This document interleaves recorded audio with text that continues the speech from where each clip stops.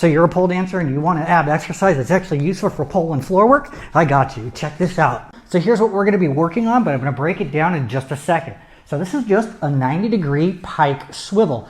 And it's great if you have a pole, but you don't need one because you can definitely use this for floor work. Now in the beginning, when you're going to start and do this, you might start with your hip in line with the pole. That's going to give you extra space to work as you pike and swivel. You notice that my arms are out to the side, and whatever direction I'm going in towards the pole, my arm is out to the side 90 degrees, maybe a little bit higher, but the other arm is going to be right next to my hip so that I have tons of pushing power. And as I pike back, right before I start to go all the way back and come back down is when I have my swiveling action. So I'm going to pike, swivel, down, control. Pike, swivel, down, control. Now as you get a little bit stronger, you might start to work up into the side body or maybe closer up towards the armpit, but you don't want to get too high because then it starts to look really funky. But in a pinch, you'll be able to do it. So as we get a little bit closer, we need to roll back a little bit further. We pike, swivel, down.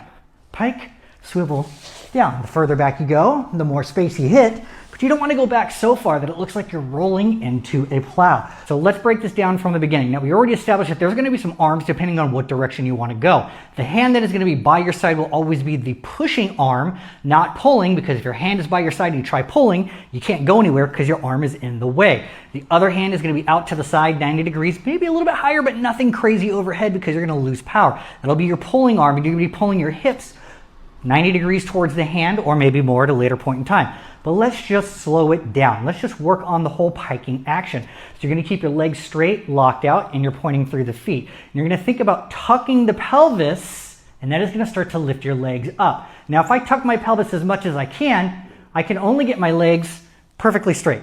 Maybe a little bit less. Depends on your hamstrings and your hips as well, okay? So just the tucking action of the pelvis will lift the legs, yes?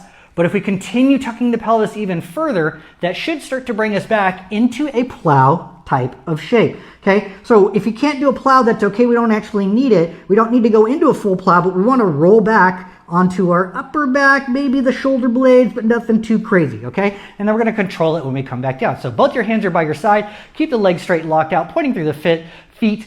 Tuck the pelvis, lift, roll baback, boom. And you're just going to go back for a second and roll back in and down. Okay, so it's almost like a rock and roll, and we're going to have tons of back farts. It's going to be fantastic. Farty, farty, back, fart, fart. We'll be rolling back and forth, okay? Once you start to get that, yes, you're going to have more control, okay? The goal, ideally, would be to have a little bit of a tuck that creates a teeny bit of momentum, but you should also have enough strength and engagement at a later point in time that if you wanted to do it as slow as possible, you wouldn't need your hands at all to bring you back into this floating plow shape. Okay, now I'm going to go towards the front of the room. So my rear hand is next to my hips and my front hand is pointing towards the front or a little bit higher. And we're just going to work on doing 90-degree turns, up, turn, back, down. And you're going to notice that you might be inclined to move in a clockwise fashion, which is cool. But if we're just working on back and forth only, you're going to need to reset the arms so that now as we head back towards the pole, this arm is reaching out to the side, maybe slightly over, and the right arm for me is down by my side. And back,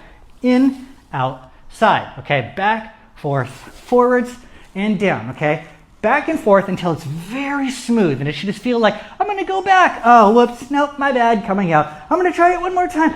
Nope, just kidding. And you're adding in a twist each time. And as this progressively gets better and stronger, and you understand when you should be doing this pivoting action on your back, maybe instead of doing 90 degrees, you'll do a 180. And actually the pole is in my way. Let's move back a little further from the pole so when we're doing our 180s, we have tons of space to work with, okay? So hands are out to the side, we pike back, swivel, 180, woo! And my back is really sweaty, so I'm sweating really good. Reset the arms to go back the opposite direction, back, up, push, 180, okay? So this is gonna be your homework. It's really easy. It's just a pike swivel. Start with 90-degree turns. Maybe you're going back and forth. Maybe you're gonna do 90 degrees clockwise and then counterclockwise so that you do a 360 in 4 parts. And then as you get better, maybe you'll start to do 180s, and then maybe you'll start adding in some obstacles here like a pole. Will you start at the hip so that you have lots of space to work with as you go up and over? Or will you be a little bit lower so as you pike swivel? If you happen to be a little bit lower in the pole and you're really tight and you're like, damn, I need to be on the other side because that's part of my choreography. What do? I tuck the pelvis, I make it look cute, I look to the front and I'm like, hey, boom, ha, boom, ooh, overhead shot here, boom, shalak, laka, Boom. Okay. Thank you. See you in another video.